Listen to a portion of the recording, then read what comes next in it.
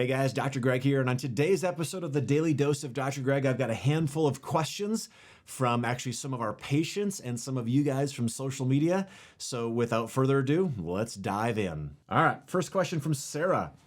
What are your thoughts on moderate alcohol consumption? And she actually put 1 to 2 drinks per meal, or like probably per day. And I was like, well, first off, we have to have this conversation about like, what's the definition of moderate? But ultimately, by the time most people find us, you guys have heard me talk a bunch about the liver and liver stress and how the liver is the most underworked or overworked and underpaid employee in your body. And respectfully, your liver has to do the job of converting alcohol into other components. So for your liver's standpoint, I would say like, hey, I don't think it's a great idea. Now, there's other things that talk about what alcohol can do from like a killing bacteria. Think about it. Like think about this, right? You put hand sanitizer on your hands to kill any bacteria that might be on your hands. So if you put alcohol into your body, what can that do to beneficial bacteria inside of your body? So I was actually just listening to a podcast from Dr. Andrew Huberman, who is this brilliant, I believe he's like a medical school educator, and he does talk a lot about like it's not the best thing to be doing. Now, in his podcast, he did say, hey, there are a couple pieces of research that do show that there can be some moderate benefit from very low alcohol consumption. But here's the scoop. Like if someone's a patient inside of our practice, it typically means that they're on a health journey. They've got health challenges. There are things that they are struggle busting with, right? There's a lot going on in their system. So what I would say is this, like, are you able to withstand for a period of time?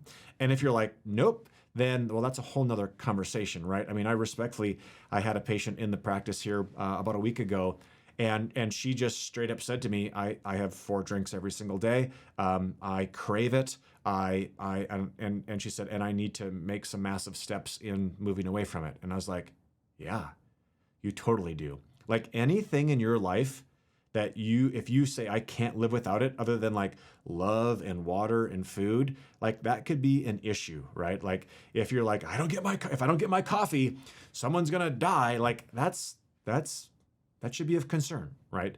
So I think you really need to look at your life and look at those things that are there and why are they there, and do you have enough control over them to say, I don't need this. Now, I'm not against alcohol. I grew up, to this day, my dad has 1 or 2 beers a night, and it is a very social thing for him. I do not believe that it has been, this huge deleterious thing for his health, though also I know like if my dad came to me and he has not said this to me, but if he has like, cancer or an autoimmune disease, I'd be like, you're done drinking, right? Like, why would you add, control the variables that you can control?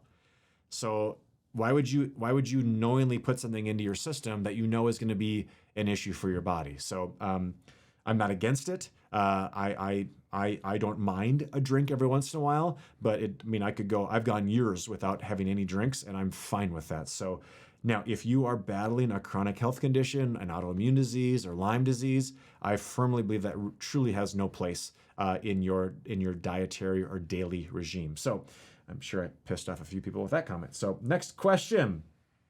Kendrick has a question about neck pain and toxicity. And what I have found is there can unquestionably be an association to this. I think part of the association is to the brainstem. For example, you've heard of people having like disc issues, like in their spine. Well, there is no disc between your skull and your first cervical vertebra, and there's no disc between your first cervical vertebra and your second. And the reason is because your brainstem actually protrudes out of your skull into your neck a bit. And the most important, well, they're all very important, but in my opinion, I wouldn't say the most important. The cranial nerve that we want to pay attention to the most is cranial nerve number 10, which is called your vagus nerve. And what your vagus nerve is, it is what we call parasympathetic tone to actually every organ in your body. So what is parasympathetic tone? Parasympathetic tone is a brake pedal. It is ability to slow things down. It is the ability for your heart to say, I can recover. It is the ability of your gut to say, okay, let's break our foods down. Let's slow down. Let's digest. It is for your liver to say, time to take care of myself, time to heal and have the right tissues in my body to do those. Now, what's the opposite of parasympathetic tone? And it would be sympathetic tone. So sympathetic, and yes, I understand that we now know that there are different horns of the parasympathetic with understanding the whole cell danger response, whole really cool conversation there. I'm not going to dive into that inside of this, but the sympathetic tone is fight or flight. It is save my life. Your body does not care about digesting food or recovering if it's in that sympathetic tone. And I do believe that most of us are kind of maybe more sympathetically driven, or potentially even dorsal parasympathetically driven, which is a lot like sympathetics. So it's important for us to understand how to come alongside of our vagus nerve. So little things that you can do: humming, gargling, gagging yourself while you brush your teeth, which I'm sure sounds amazing. Actually, I had a pregnant woman in the clinic the other day, and I was explaining this, and I'm like, she has morning sickness. I'm like, yeah, probably the last thing you want to do right now is gag yourself when you're brushing your teeth. That would be miserable when you have morning sickness. You can massage those bumps behind your ears called your mastoid processes. I believe, and this is my opinion, that one of the main reasons why chiropractic or upper cervical work works because it actually stimulates the neurology around the 10th cranial nerve. Now, many people, in my opinion, have less musculoskeletal neck pain or spinal pain as they do proper detoxification. I would say every single week, at least, we have someone comment inside of our practice that maybe they see a chiropractor or they see an acupuncturist or a massage therapist. And after they've been working with us for a few months, they go back to that therapist, and the therapist is like, what are you doing? Like, your tissue feels so different to me. And I think it's because we honor the drainage pathways. We give the body the cellular energy that it needs. We address the infections and the toxicities. So obviously, what that impacts is systemic inflammation. So when you decrease that systemic inflammation, it has aspects around that. All right. Next question that I'll address here is seasonal allergies.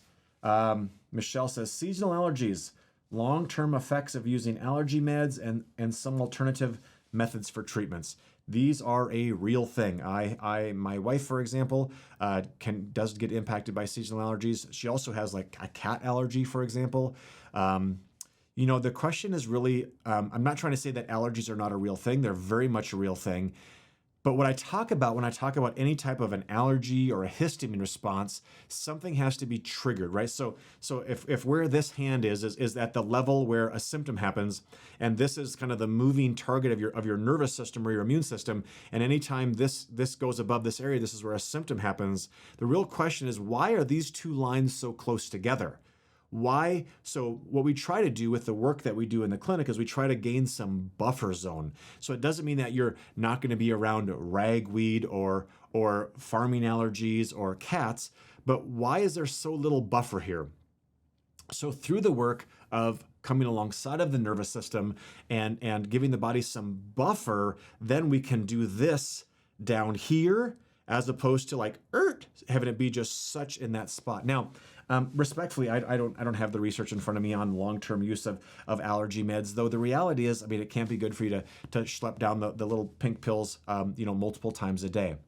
So the other thing would be to try there, and there are lots of natural alternatives, whether it's homeopathic alternatives. There are even some techniques like there's something called NAET, Nabujaprod's allergy elimination techniques. Some people have had some success with that. There are some natural things that can help with a histamine response. Everyone's different, but big picture-wise, what I really feel like we don't want to be is a this for that clinic. We want to say, why globally are you having that type of response? So that's the story on allergies. Next question, Elizabeth says, pain between the shoulder blades. What's going on with that? And by the way, I know Elizabeth, and she's been one that has had has had COVID and had one heck of a response, and it really, really got her. Well, one of the things that we know that the area between the shoulder blades neurologically is impacted by the lungs. One thing I want to tell you guys about is something called a negative feedback loop. And I'm not going to do a deep dive into biochemistry here, but a negative feedback loop would say something like this. If the lungs are not functioning well, the negative feedback through the nervous system goes back to the area of the spine where the lungs are innervated by, and there's this negative feedback that comes back. So then what happens is any other tissues or organs that are innervated by those neurological levels can also be negatively impacted. So a lot of times when people have lung issues or lung stress, they can get that pain between their shoulder blades because of the negative feedback loop. Now, the other thing, especially with COVID and the respiratory component of that, a lot of times people's diaphragms can be negatively impacted by that as well. And it's very important for us to understand the diaphragm and its role in respiration and even like your mid-back and your thorax health, but also detoxification. The respiratory system, in my opinion, is one of the least understood and respected detox channels. Actually, there's a book that I like. The book is called Breath by a guy named James Nestor. And in his book, he says that 8.5 out of every 10 pounds of weight loss comes through the respiratory system.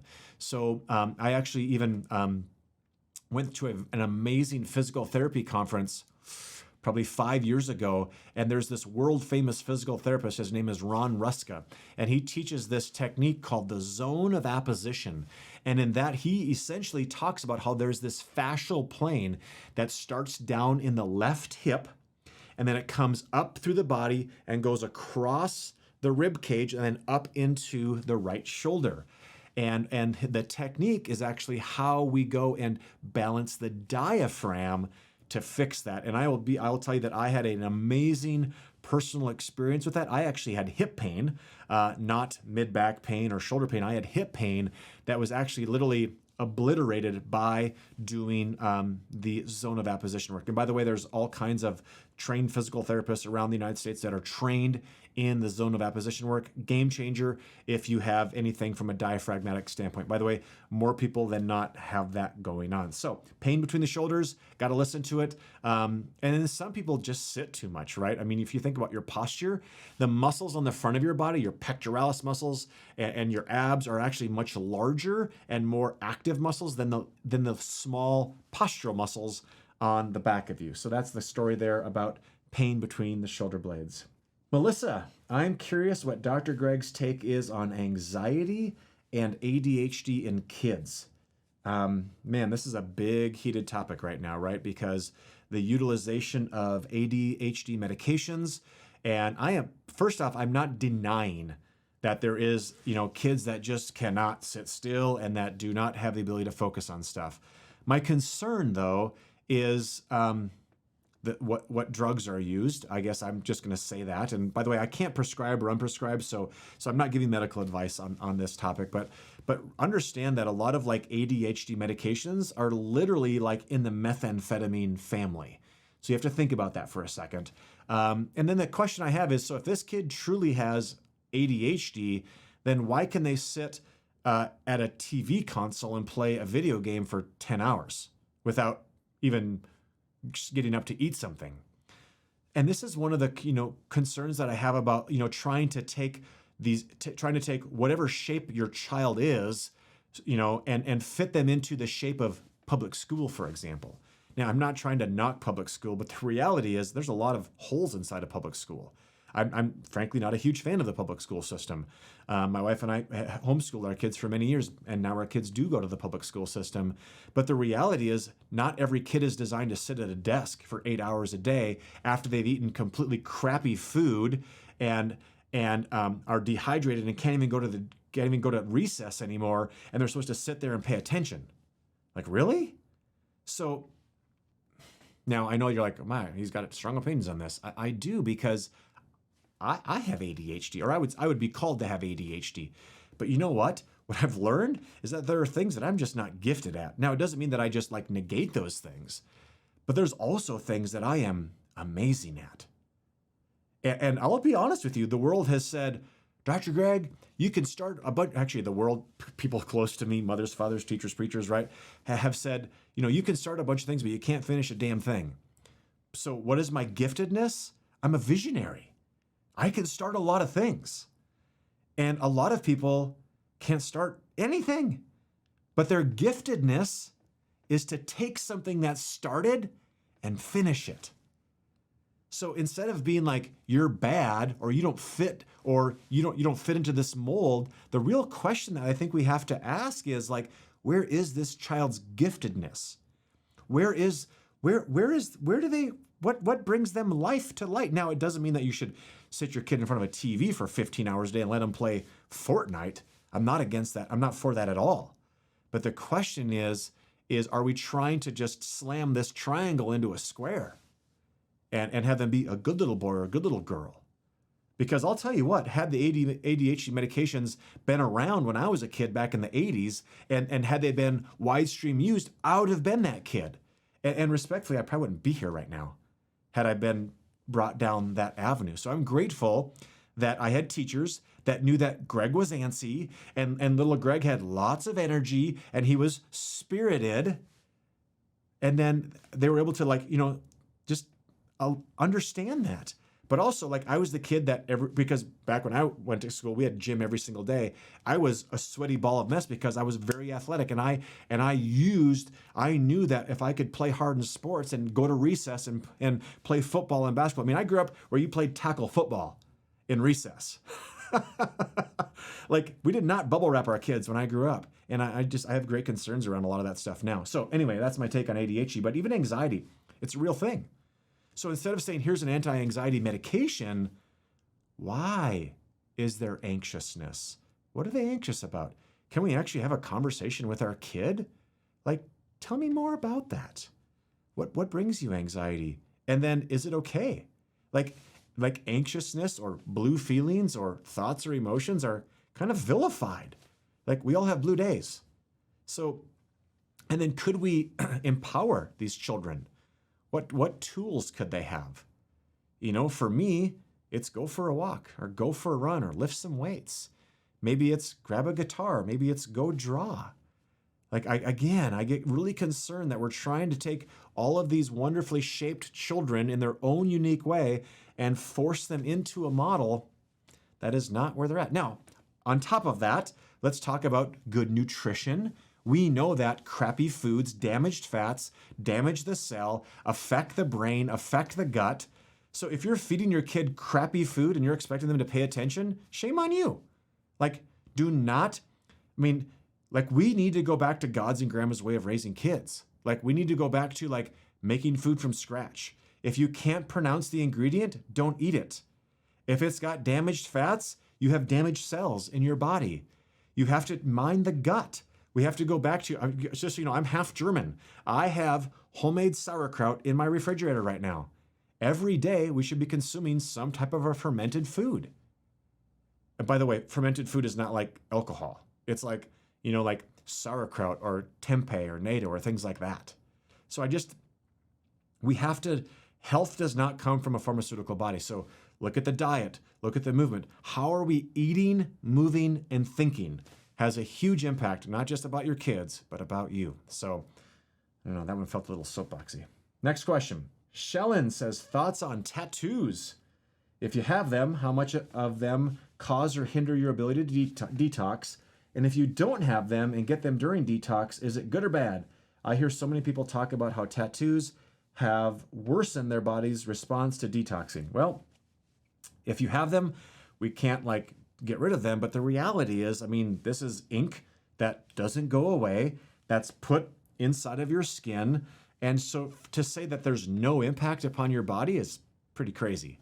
I actually think I heard some conversation about there are groups of people, whether it's, I'm not sure where they're from, but where literally huge chunks of their bodies are tattooed. And there's a very strong correlation of liver stress and even liver failure in those cases. Some people have talked about it. By the way, I'm not a tattoo expert. I have no tattoos on my body. I have nothing against tattoos. I don't know. One of my friends said you don't put a bumper sticker on a Ferrari. So again, nothing against them. So but even I heard someone say and I know that there's probably different types of ink and different sources of ink and maybe better ones and worse ones. But even I've heard some people say that even red ink in tattoos can even have mercury inside of it. Well, you would never want to inject mercury inside of your skin. I think my opinion on tattoos is very much like my opinion on alcohol. when it comes to a healing journey. There are so many factors on our journey that we have no control over, right? Like there's just a lot of things that you really can't do a whole lot about. We don't lose sleep over them. And then there's a lot of things that we can control in our healing journey.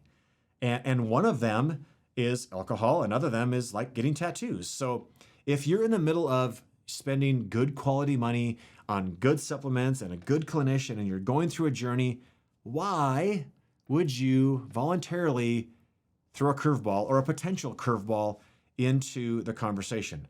And that's even my take on like, and this is a whole nother conversation, but like breast implants or any type of foreign material inside your body, like, let's not do that. Like, let's control the factors that we have control over. Let's not lose sleep over the ones that we don't. But I would definitely not recommend getting a tattoo when you're in the middle of a healing journey. All right. Bethany says, any advice on an enlarged spleen? My GI doctor said it can take years to return to normal size after an illness. I'm hoping to help myself speed up that process. Bethany, your GI doctor is correct. The spleen is unequivocally impacted by illness, by infection. And how cool is that it will heal? Now, the question I think I really hear you saying is, how can I speed that process up? And the answer is with exactly what we do clinically in our practice. And again, I'm not trying to say that listening to this, you need to be a patient in our practice, but we identify things that can impact the spleen. So we identify infection, we identify toxicity. We also make sure that the drainage pathways are open. So we can speed this up by making sure that we're being diligent about our supplements and our protocols and getting things out of our system. We can also be diligent by being mindful of the things that we're putting into our body. So damaged fats is the number one source, in my opinion, of things that cause inflammation in the body. So damaged fats, hydrogenated oils, vegetable oil, sunflower oil, canola oil. By the way, do you know there's actually no such thing as a canola plant? Now the farmers are like, yes, there is. We just harvested it. Well, by the way, look at your seed. And by the way, farmers know this. Canola is actually a genetically modified rapeseed plant. I was actually at a family farm several years ago, and during seeding, and they're like, we're going to go seed canola. And in the back of the truck, there was a bag seed, and it said rapeseed 00. So it was a genetically modified rapeseed plant. Damaged fats cause inflammation. Sugar, white sugar, causes inflammation. Anything that inflames your body slows down the healing process. So, keep your drainage pathways open, make sure there's enough cellular energy, and don't impede through inflammatory processes. All right, Melanie talks about, I would love to hear Dr. Greg talk about histamine intolerance. And this actually goes back to the question that I talked about with seasonal allergies. So again, what happens with histamines many times is our immune system is frazzled. Right? So the story that I've told, I try to make analogies because people remember stories. So let's say that my day at work today was crazy. Like everything that could go bad went bad. By the way, remember, we've all had those days. So then I drive home. It takes me 15 minutes to drive home. And when I get home, I am still frazzled. And then something like my kiddo comes up, and I love my little girl. And let's say she does something just a little bit off. And I snap. I blow up at Nivea. Does it mean that I'm, allergic to Nivea or I have a sensitivity to Nivea? No. It means that my system is frazzled. And this happens a lot of times in people that start to consume like a food, for example, and they consume it and they're fine until they have it for, 3 or 4 days in a row, and then all of a sudden they're starting to make histamines. So it's not like all of a sudden that blueberry got bad. The question is, underlying your immune system is tapped. And in a lot of those cases, I see autoimmunity, where your body is starting to pull the trigger against healthy things. So is histamine intolerance a real thing? Yes, but the answer is not a bunch of antihistamines. Next question, Sarah. If we have great sleep hygiene, no screen time, a solid bedtime routine, a good environment, but we still can't sleep, then what? Okay, so first off, we better talk about good sleep hygiene. So what are some of the things that equal sleep hygiene? Number one, we have to understand that our body has a circadian rhythm to it. What that means is when we wake up in the morning, our cortisol should be good and high, and then slowly as the day goes on, it should fall off. And there are things in our world that can ramp our cortisol. So for example, maybe having a stressful conversation with a loved one at night may not be the best time to have that conversation. Maybe having that bedtime high glucose or insulin snack is not a good thing. And so I'm a big fan of no food 3 hours before bed. Part of it is that your brain has its own lymphatic system. It's called a glymphatic system. But if you eat food 3 hours before you go to bed, you're telling your body, hey, blood, you have to go to the digestive tract to break this food down. You don't get to go to the brain and drain the glymphatic system. So that's number one. Second thing is screens before you go to bed. We have an organ in our body that responds to light. So if it responds to light, it says, hey, it's time to be awake. So that's why we don't want to be on our phones, our tablets, our televisions, because we want our body to kind of go into this like evening and bedtime routine. We want a nice, cool environment in our bedroom. 65 degrees, according to research, is kind of the sweet spot. Now, I think of my own house, and this is typical in two-story houses. The master bedroom is on the second floor. So what happens is it's the hottest place in the house. So things like maybe a mattress cooler or a chili pad or a fan in your room. Now, the fan is the second part of the evening, the bedroom environment. The conversation of white noise. So there's even conversation of putting a fan in the bedroom from that aspect. So those are the three things, right? Like a bedtime routine, cool environment, and then having some white noise. Now, other things that I do is I wear a sleep mask. So completely pitch black. Every single night I wear a sleep mask. And then the other thing that I've been working with here, two things actually, and I'm not telling you to do these, but you can totally try them, is by the way, I can breathe through my nose very easily. I don't have nasal congestion. So I actually, before I go to bed at night, I tape my mouth shut. So I do, it's called mouth taping now, and no disrespect to the people that are selling their really expensive mouth tape. I use something called 3M Micropore. It's like this paper tape. It's very sticky. I just put a piece from here to here, and then I put it on and I go to bed. And for some people, it might take a little bit of getting used to, but what it does is it forces nasal breathing. So when you're sleeping, we know that nasal breathing is actually much more soothing and recovering for your nervous system than mouth breathing. So we do that. And then my brother, actually, we were on vacation this summer. He said, I wear earplugs every single night. So not only do I have white noise in my bedroom with a fan, I also put earplugs in. And what I would say is my experience with earplugs is it almost gives me like a sensory deprivation experience. So I almost feel like I'm in like maybe a salt tank or something like that. So those are all things that I do before I go to bed. And then the other thing that I do is I box breathe every single night. When I hit the bed, I box breathe. So box breathing is a count of 4 in through my nose. I hold the breath in for a count of 4.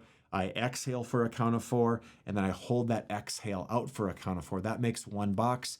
I string 20 of those together, and then I'm out sleeping like a baby. Now, if you're doing all of that and you still can't sleep, then I think it's important for us to have a bigger conversation of like, what's going on? Like like, are you one of those people that just can't turn your mind off? And if so, then like, what's on your mind? Let's have some real authentic conversations about what you're trying to process. Some people, their system could be ramped at night. For some people, there's infections. And as nicely as I can say this, parasite infections love to be active in the evenings, and in many cases, so for some people, it's when their infections in their body are more active, which is stirring their system. So that's something to think about. I'm not a big fan of like, oh, go take CBD or go take a bunch of melatonin or take a bunch of sleeping pills. I'm not really a fan of those things. I think we really want to honor the body, ask what it's saying, and just like circle that dragon a few times and go, what's the why behind this? Maybe you had some trauma. Maybe when you went to bed at night, there was things in your life that happened to you. Might be worth having some conversation around that. So let's not lose sleep around it, no pun intended, but let's actually dig into it and see what could be going on inside of that. So there we have it, you guys. That is a question and answer for today. like always, wherever you're listening to these podcasts, jump in and leave us a 5-star review. Yes, we are totally asking for a 5-star review because we want to get this information out. The Daily Dose with Dr. Greg exists to serve people. We exist to just give people the information that they need. So if you go ahead and you put in a 5-star review wherever you listen to podcasts, we'll put you into a drawing for a free bottle of my favorite, my go-to vitamin D product called DV3 from Systemic Formulas. It is the only vitamin D product that I have used clinically now for probably almost 10 years. It's exactly what I take. It's what my wife and my kids take. It is what is used in my house. So again, jump in and give us a 5-star review and you will be put into a drawing for that. Also, share this. There are people literally around the world. I mean, people are listening to this all over the world, like Australia and Spain and New Zealand. Like, holy cow, that's amazing. Share this. We truly exist to just be an asset to you and your loved ones on your health journey. So there you guys have it. Thank you for joining us and stay tuned for next week's episode.